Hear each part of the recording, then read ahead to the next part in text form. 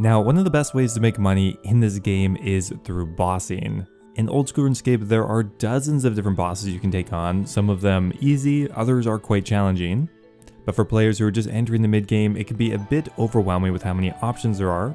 So today I'm going to be covering 15 of my personal favorite bosses in this game, either because they're extremely easy to kill, they're extremely profitable, or they're just worth learning as you'll develop a lot of mechanics through doing so. Thanks for watching as always, I hope you guys enjoy. If you do, always appreciate liking the video. Anyway, let's get started. Now, I'm going to be ordering this in a bit of a bossing ladder, but we're going to be taking into account two main factors here when we're determining what boss I think is the easiest and which one I think is the hardest. We're going to take into account the actual difficulty of the boss, like mechanics, complexity, stuff like that. But we're also going to take into account the required items or other requirements to fight the boss. For example, the Cave Kraken. Super easy boss, but it'll probably come somewhere in the middle of the pack simply because it has much higher requirements to unlock. You need a pretty high Slayer level just to kill it. Now, starting us off here at the bottom of the list in what I think is probably the first main boss that you would consider killing, we have the Barrows brothers. Barrows is iconic for being a lower level boss and for good reason. To be able to get some decent kills with Barrows, the requirements are actually pretty low. You simply pretty well just need base 50s, so 50 magic, 50 attack, and 50 ranged to get access to the Ivan staff and maybe a magic shortbow. Now, the Barrows brothers aren't particularly mechanically challenging. You simply will just have to learn the layout of the crypt dungeon and pray correctly for each boss, but overall it's a very simple encounter. The money per hour here is actually quite good as well, starting at maybe around 400 or 500k per hour, but growing up to 800 or 900k once you've completed the Mauritania hard diary, so it can be quite good. So next up here at a fairly similar difficulty, we have Sarachnis. Now, Sarachnis will require you to have a bit higher combat stats to effectively kill it. You're most likely going to want 70s in all of your melee combats, and at the very least 43 prayer before you're going to be able to effectively kill them. Once again though, the boss fight itself, not particularly difficult.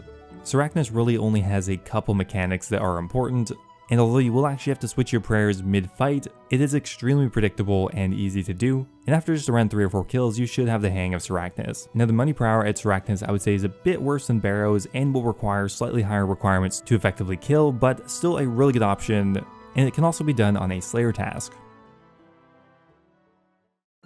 Okay, so coming up next here, we have the Giant Mole. Now, the Giant Mole is super easy. I mean, the difficulty rating here is 1 out of 10.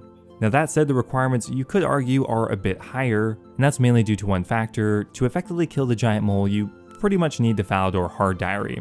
This allows you to locate the mole wherever it is in the cave, which is pretty valuable because it will dig around and run away from you. Without it, your kills per hour are going to be neutered pretty hard, and most people don't really end up doing it. Now, on top of that, to effectively kill the Giant Mole, you're going to want a full Duroc set, which will require you to have 70 attack and strength. Now, once you have the Duroc set though, the mole can be quite profitable, earning you around 700 or 800k per hour at lower levels and over $1 million an hour once you have much higher stats and better gear. Now, coming up next here, we have our very first Slayer boss, the Grotesque Guardian. Now, the Grotesque Guardians have actually gotten a lot more profitable recently due to some quality of life changes, making the boss encounter much smoother. Now, killing the Grotesque Guardians does have a pretty solid requirement of 75 Slayer simply just to unlock the monster, and on top of that, to kill it effectively, you're going to need probably 75 ranged and 75 in all of your melee combats, otherwise the boss fight will be a bit too painful. And as always for a lot of these fights, you're at least going to need protection prayers, so around a mid-40 prayer requirement. Now, the Grotesque Guardian is the very first Slayer boss, so it's not particularly challenging, but I would say it's still a step up from stuff like the Giant Mole and Barrows. There are a number of mechanics that you need to take into account when you're killing the Gargoyle boss, but they're not nearly as punishing as some higher level bosses, and personally I think the boss fight is quite fun, and a great introduction to some mechanics that are going to be used in many higher level bosses as well. Now, currently the Grotesque Guardians can earn you up to around 800k per hour, but of course if you have really high level gear you can get more than that. So if you get a Gargoyle task, I would recommend maybe trying out the Grotesque Guardian. Now, next up here, we have the Dagannoth Kings. Now, the Dagannoth Kings are a very profitable mid-level boss to kill and can earn you a significant amount of money per hour. That said, this is really going to depend on how high your stats are and what gear you can afford. Now the Dagonoth Kings consist of 3 separate bosses all located in one chamber. Now some lower level players will try to take on simply one of them at a time, while avoiding the other 2, and higher level players will kill all 3 of them at once. So the requirements here kind of vary a bit, but if you want to kill these in an effective manner, you will eventually need to learn how to kill all 3 at once with Tribrid gear. So this means you're going to bring a gear setup for magic, a gear setup for ranged, and a gear setup for melee. And while the fight is not particularly difficult, it will require you to constantly be switching between gear and praying correctly. That said, the Dagonoth Kings themselves don't really have any mechanics, you simply just have to pray against their attacks. Now to get started here, I would say having at least base 75s in your melee combats, ranged, and magic is recommended. Now these can be killed on a Slayer task, and that is highly recommended because Dagonoth tasks are pretty easy to get. And the money per hour you can get here is quite good at lower levels, probably under 1 mil per hour, but once you have higher level gear and your kills per hour go up, you can probably earn around 1.5 mil an hour here. Coming up next here, we have the Cave Kraken. I'll be honest, it's a boss I haven't really done that much, although it's dead easy, so there's not really much to say. The difficulty for the Kraken, I would say, is a pretty solid 1 out of 10. One of the most AFK bosses in the game.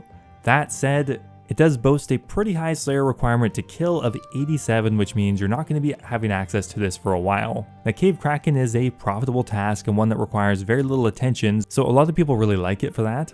And beyond the Slayer requirement, the actual combat stats that you need to kill it, not particularly high. You simply want to have 75 magic to get access to a trident or a toxic trident, and that's pretty much all the DPS you're going to need. You can earn yourself around 8 or 900k per hour here as well. And once again, as is a Slayer monster, you'll have to do this on a Slayer task, but the tasks are fairly frequent, so you're not going to be wanting, I don't think. Now coming up next here, in a pretty similar vein, we have another Slayer boss, the Thermonuclear Smoke Devil. Now similar to the Cave Kraken, this boss is dead easy, but it has significantly higher requirements than most other monsters on this list so far. It is a Slayer boss that has a Slayer level requirement of 93, which will take a significant time investment to unlock. Now there are 2 main ways that people kill the Thermonuclear Smoke Devil, either with magic or with melee. Personally, I'm a big fan of magic. To do it that way, you'll need around 82 magic for both a trident and to get the Ice Blitz spell. With melee, you're going to need probably mid 80s for melee combat as well to start getting some effective kills. Now the reason I prefer magic is because it's way less click intensive. You simply have to freeze the boss right outside of its attack range, and then with your trident on long range you can simply attack it with no return damage. Super easy, and the money per hour is still quite good. You can earn yourself around 1.2 mil per hour at this boss, and again, very easy. Now moving on up here to the top half, we have our first God Wars dungeon boss, and that would be Saradomin. Now, God Wars dungeon bosses in general do have pretty high requirements to kill. Now, the only reason Saradomin is lower down is simply because I think they are much easier to kill. Now, to get access to Saradomin, you need 70 agility, but on top of that, you're going to probably want at least around 80 ranged, 80 defense, and 44 prayer. Now, while the stat requirements are pretty high, the boss fight itself isn't particularly hard, but Saradomin can be done fairly easily solo. Now you do this by bringing a crossbow or a twisted bow and simply kiting Saradomin around the chamber.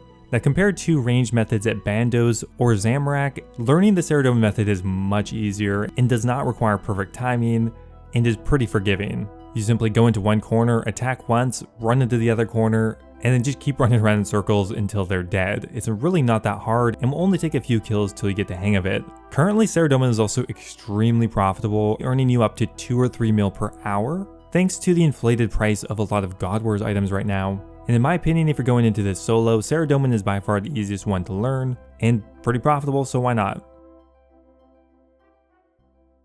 Now coming up next on the list here, we have Zulrah. Now Zulrah has a lower requirement than God Wars, but in my opinion is much more challenging to learn than Saradomin, for example. And that's why it's a little bit higher up here. Now Zulrah has one of the steepest learning curves of any of the bosses on this list, but once you get past that, it's not a hard boss, and it will help you learn mechanics that will come in handy once you move on to raids and other higher level PvM. And the main reason that I think a lot of players find Zulrah intimidating, and personally what I did, is there's just a lot going on at once. There's quite a few mechanics in play, including stuff like gear switching, prayer switching, and most importantly, learning all of Zulrah's rotations. Personally, it took me I think 20 or 30 attempts before I even got my first kill, but it is definitely worth it. Now, the good thing about Zulrah is the requirements to access it aren't too high, and once you have 75 magic in ranged to get access to a toxic trident and a blowpipe, you can definitely give it a try, and it will only get better and better as you get better gear and higher levels. Now, the money per hour you can get at Zulrah is infamously very good. Currently, you can earn up to around 2 mil per hour right now, but that fluctuates over time with the price of the uniques and the resource items. Regardless though, a staple boss and one that everyone should learn eventually because it does teach you a lot about the game and is extremely good money. Now right after that, we have another staple boss, and that would be Vorkath. Vorkath shares a lot of similarities with Zulrah, but in my opinion, it is much easier to learn, and that's why I put the difficulty requirement significantly lower. That said, the requirements to access it are much higher. To kill Vorkath, you not only need to complete the Dragon Slayer 2 quest, which has quite a lot of requirements for it, you also need upwards of 85 ranged or melee depending on how you're killing it. Now the reason I say mechanically Vorkath is easier to learn mainly comes down to the fact that while Vorkath has a fair number of mechanics, most of them are happening one at a time, so they're a lot easier to learn. And Vorkath is extremely predictable and doesn't have rotations that you have to learn like Zulrah. Now currently Vorkath is extremely profitable, and you can earn up to 3 mil per hour killing this boss, which also has the benefit of being able to do on a Slayer task. Vorkath is really known as one of the best moneymakers in the game, and it's pretty easy to see why. Now next up here we have more God Wars dungeon bosses. I have put Zamorak and Bandos at the same category, at the same tier. They have somewhat similar requirements to kill, involve a pretty similar strategy as well. Now the requirements for killing either of these are somewhat high, but there aren't any Slayer level or quest requirements or anything like that. You'll simply want to have around 90 in your melee combat stats. Now both of these God Wars dungeon bosses have a couple methods that you can use to kill them. Now a very popular method involves once again kiting them around with a twisted bow or a bow of Ferdinand or a other long-range ranged weapon. Now that said, unlike the Saradomin chamber, where Bandos and Zamorak are located, it requires very specific movement and very precise timing, and that's why in my opinion it's much harder. Zamorak has the benefit of being able to pretty easily get a Slayer task for it, which in my opinion you should pretty much always be doing on task, because greater demons are pretty easy to get. Overall though, these bosses don't have too many complex mechanics. The only real complexity comes from new metas that have developed to do them solo. If you do these in a group boss the way they were pretty much intended, very simple. Now next up here is one of my personal favorite bosses, and that is Cerberus. Cerberus is not unlocked until 93 Slayer, and thus has one of the highest requirements of any boss on this list. Now beyond the Slayer requirement, you're going to want to have either a high level melee or high level ranged, as those are the two main ways to kill Cerberus. Now if you don't have access to very high level gear, I would recommend the melee method because you can simply use an arc light, which is very easily obtainable, and the arc light is one of the best items to use there, so you can pretty much just rocket yourself up to using a best in slot weapon. Now the mechanics for Cerberus aren't particularly hard, and while you will have to learn some pretty precise timing for prayer switching, most of Cerberus attacks don't deal too much damage. The one major exception is the Ghost special attacks, which can hit you up to a 90 if you're not paying attention. But after around 5 or 10 kills, you should get the hang of Cerberus, so I wouldn't really list it as one of the harder bosses. Now right now the money per hour is around 2.5 mil per hour, similar to God Wars. Now as this is a Slayer boss, you're always going to have to do this on a Slayer task, so it has the benefit of also providing pretty decent Slayer experience per hour as well, so I always do my Cerberus tasks. Okay, so coming up next here, we have, well, Nex. Nex is on the list here just because I wanted something a bit different. Now, Nex is kind of an interesting one. It's one of the newest bosses added to the game, and while most people wouldn't consider it difficult, that mainly comes down to the fact that most people kill it in pretty large groups. The smaller group size, the more difficult the fight gets, and the better gear you're going to need to have to successfully kill Nex. As a baseline, you're probably going to want to have at least 90 ranged or 90 in your melee combat stats, although at this point you're probably going to want to be pretty close to max. Nex is a pretty high level boss. Now like I said, Nex is killed in a variety of different group sizes. You can do it in a large mass, which is, well, pretty simple. That said, the more efficient way to do it is in small groups of somewhere around 4 to 6. Now if you do it in small teams, you're going to need to have extremely expensive gear, so that is why the requirements for this are listed so high. Now with all that said though, Nex is the best moneymaker in the game currently, mainly because it's so new. partly because it's kind of a grind to do next, you don't get drops very frequently, and the boss fight becomes a bit of a slog once you've done it a couple hundred times. Personally, I am a fan of next, but it definitely has its fair share of issues as well. Now the second to last boss we have here is the Alchemical Hydra. The boss, in my opinion, with the highest requirement of anything. 95 Slayer is an immense time investment, and you're not going to be unlocking this for a long time, and most likely at this point you're going to have pretty well maxed combat stats anyway, but if you somehow don't, you're going to want to have around 90 plus ranged and 90 plus melee. Now although the Hydra has one of the highest requirements, it's not nearly as hard as the requirements might indicate. The boss fight itself is actually quite simple to learn. And the Hydra does have quite a few different mechanics and does require you to move around the boss chamber and with some pretty specific movements. Now that said, nothing here has to be tick perfect, and after around 10 kills or so you will most likely have a general idea of the Hydra, and it is definitely worth learning.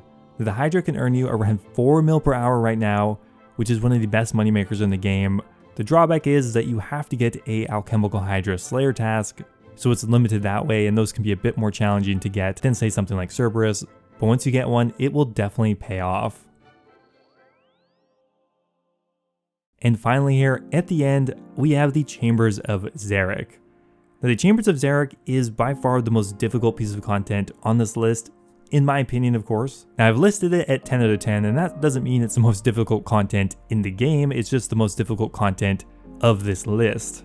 Now the Chambers of Xeric is split into quite a few number of chambers that you have to go through until you get to the final boss, Olm. Now the Great Olm is by far the most difficult part of this raid, and the lead up there isn't super hard and most people will get there on the first time. Now that said, learning the Great Olm is very challenging. There is just an insane amount of mechanics to be aware of at once, and the first time someone tries to explain it to you or you try to look it up in the wiki, it can be extremely overwhelming. Now that said, learning this raid will force you to learn a bunch of different skills and mechanics that once you've gotten the hang of will have taught you a lot. Now beyond the difficulty, the requirements are also pretty high as well. You're going to most likely want at least 85 in all of your combat stats, as well as requiring somewhat high level gear as well. Now because the Chambers of Xeric has been in the game for so long, the money per hour isn't quite as good as some of these other ones. Currently maybe only around 2 mil per hour. Once you get really efficient at it, maybe you can do more than that. But the Chambers of Xeric is worth learning, if not only for all the skills you will pick up along the way. So anyway guys, that is it. Those are my favorite 15 bosses that you can kill for some easy money, some, well, more easy than others. Hope you guys found this useful. Thanks for watching, and I will see you next time. Now before I go here, I want to give a giant thank you to all of my members over on YouTube. Thank you so much to Nell, Zero, The Hybrid, Alejandra, and Kush Patel for all being subscribed at the Dragon tier. You guys are amazing as always. And a huge thank you to Kaitin987, Locustes, Mexos, Basetitch, NDM001, and YoYoSub89 for subbing at the Runite tier. Again, thanks a lot. If any of you are looking for another way to support the channel directly, becoming a YouTube member is a great way to do so. You'll get immortalized in all of my future videos and get a custom role in my Discord server. Thanks again, and I'll see you next time.